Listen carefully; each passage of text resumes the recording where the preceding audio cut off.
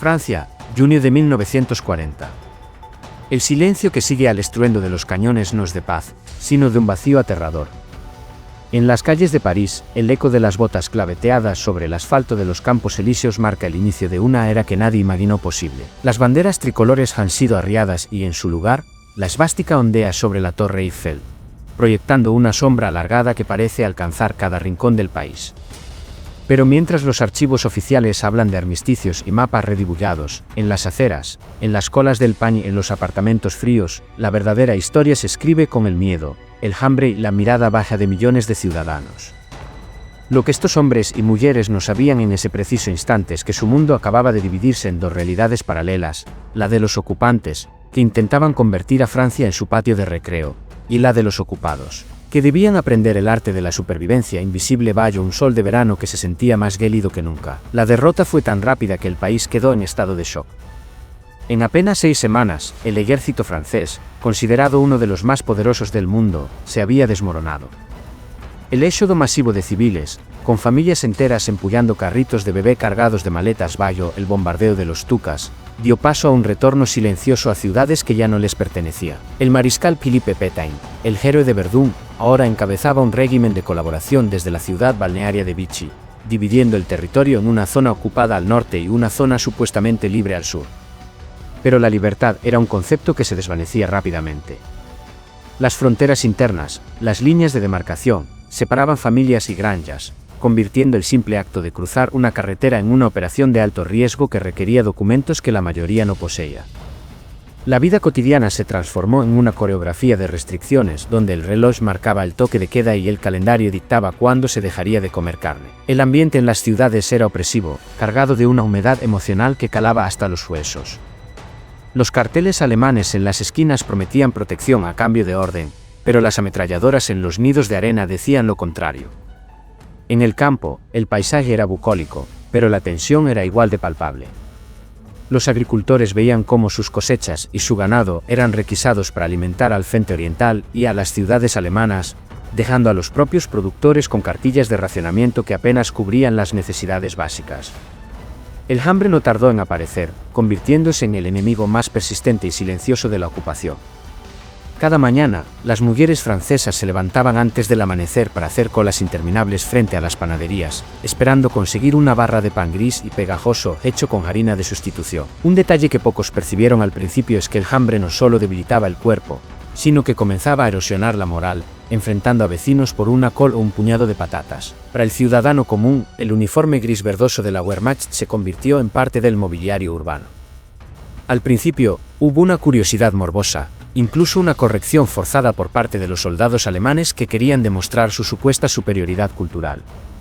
Pero esa fachada de cortesía era frágil. Bajo la superficie, la Gestapo y la policía militar alemana tejían una red de informantes que convertía cada café y cada plaza en un lugar peligroso. El sonido de un motor de coche a altas horas de la noche en una calle residencial era suficiente para que los corazones dejaran de latir.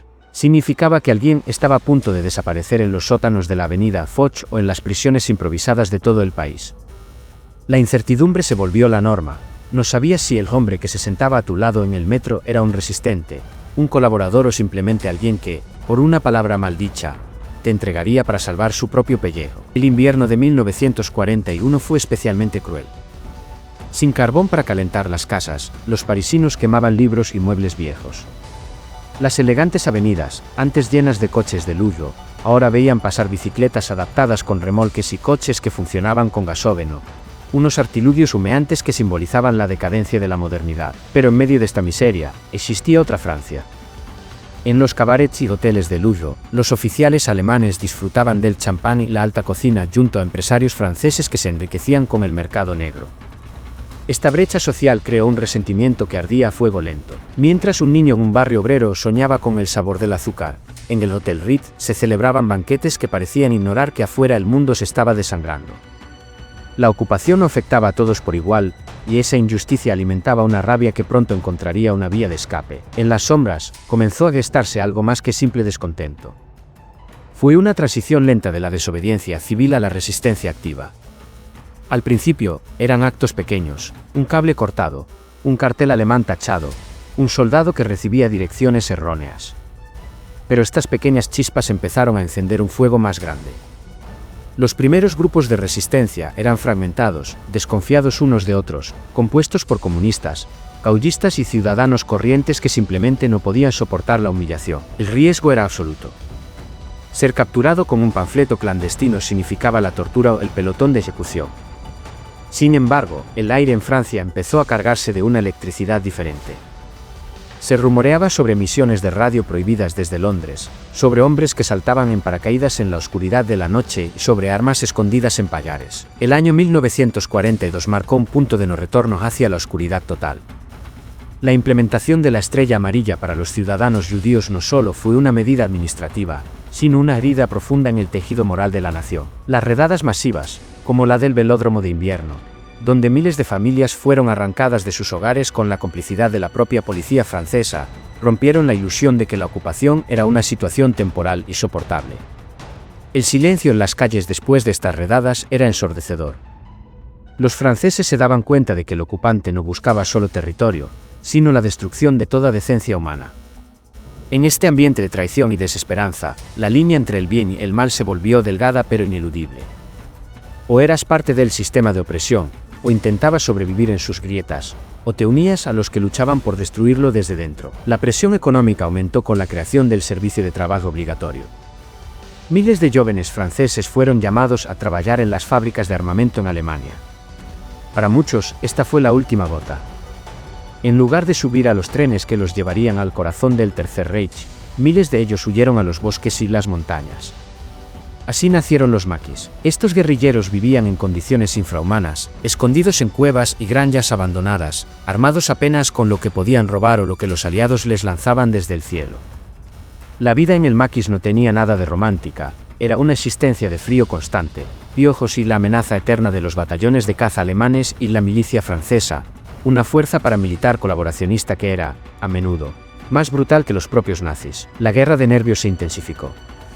Los atentados contra oficiales alemanes se volvieron más frecuentes, provocando represalias brutales. Por cada soldado alemán muerto, 10 franceses eran ejecutados. Los muros de las ciudades se llenaron de listas de nombres de rehenes que habían pagado con su vida actos que ni siquiera conocía. Esta política de terror buscaba que la población civil odiara la resistencia, pero a menudo lograba lo contrario, una determinación fría y silenciosa. La vida continuaba, de alguna manera. La gente seguía yendo al cine para ver películas aprobadas por la censura, se enamoraba, se casaba, pero todo tenía un tinte de transitoriedad, como si estuvieran viviendo un tiempo prestado. El sonido de los bombardeos aliados en las costas y nudos ferroviarios empezó a escucharse con más frecuencia, una música aterradora pero que traía consigo el aroma de la esperanza. A medida que 1944 avanzaba, el ambiente en Francia era de una tensión insoportable. Los alemanes estaban nerviosos, fortificando la costa con el muro del Atlántico, mientras que la resistencia, ahora más coordinada gracias a figuras como Jean Moulin, saboteaba líneas ferroviarias y de comunicación con una precisión mortal. El suministro de alimentos colapsó casi por completo, la gente comía raíces y el mercado negro era la única forma de conseguir proteínas. Pero algo había cambiado en la mirada de los franceses. Ya no miraban al suelo cuando pasaban las patrullas. Había una espera colectiva, un aliento contenido. Las noticias de las derrotas alemanas en el este y en Italia llegaban de forma clandestina, alimentando la certeza de que el final estaba cerca, aunque el precio a pagar antes de llegar a ese final fuera todavía una incógnita sangrienta. El desembarco en Normandía el 6 de junio cambió la atmósfera de un segundo a otro. Aunque las costas estaban lejos de París o Lyon, el impacto se sintió en cada hogar. La radio de Londres enviaba mensajes cifrados que eran órdenes directas para que los maquis se levantaran. Los puentes volaban por los aires, las carreteras se llenaban de clavos para pinchar neumáticos alemanes y las emboscadas se multiplicaban en cada recodo del camino. Los alemanes, sintiéndose acorralados, respondieron con una ferocidad desesperada.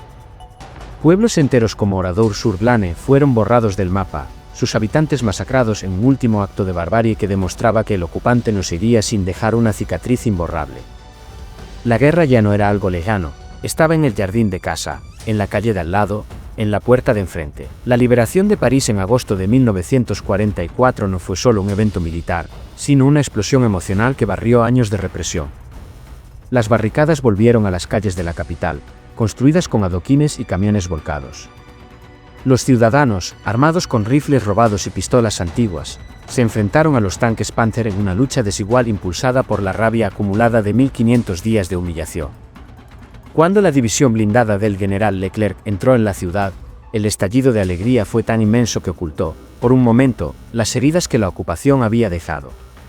Pero la alegría venía acompañada de un ajuste de cuentas necesario y brutal. Aquellos que habían colaborado, o los que simplemente habían intentado sobrevivir de forma demasiado cómoda con el enemigo, se enfrentaron a la justicia de la calle. Las mujeres que habían mantenido relaciones con soldados alemanes fueron arrastradas por las plazas, sus cabezas rapadas ante multitudes que gritaban, en un acto de purificación nacional que reflejaba el dolor y la vergüenza de un país que necesitaba un chivo expiatorio. Los juicios a los colaboradores, incluyendo al propio Pétain, intentaron restaurar el orden jurídico, pero la fractura social era profunda. Francia estaba libre, pero era una nación exhausta, físicamente destruida y moralmente cuestionada. Las ciudades estaban en ruinas, los puentes inexistentes y la población sufría de una desnutrición que tardaría años en superarse. La reconstrucción no sería solo de piedra y acero, sino de la propia identidad francesa, que debía reconciliar el heroísmo de unos pocos con el silencio y la complicidad de muchos otros. Al caminar hoy por las calles de cualquier ciudad francesa, es difícil imaginar que bajo este asfalto moderno y tras estas fachadas restauradas, late el recuerdo de aquellos años oscuros. Las placas de mármol en las esquinas recuerdan a los estudiantes que cayeron allí, a las familias deportadas que nunca regresaron, a los resistentes que murieron bajo tortura sin decir una palabra. La historia de la Francia ocupada no es solo una crónica de ejércitos y tratados, sino el relato de cómo la gente común enfrenta lo extraordinario.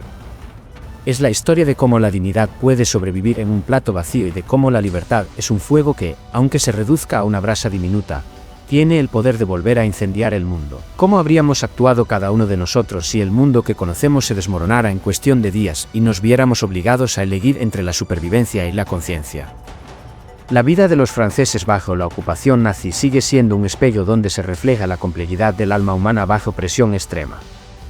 El legado de esos años no está solo en los libros de historia, sino en la comprensión de que la paz y la libertad nunca son permanentes, sino que se defienden cada día con la memoria y la verdad. Si este recorrido por uno de los capítulos más difíciles de la historia te ha hecho reflexionar, considera acompañarnos en nuestro próximo documental para seguir rescatando los relatos que el tiempo no ha podido borrar. ¿Crees que el pueblo francés hizo lo suficiente para resistir, o fue la supervivencia la única opción real para la mayoría? Suscríbete y comparte tu opinión en los comentarios. Tu perspectiva ayuda a mantener viva la historia de quienes nos precedieron.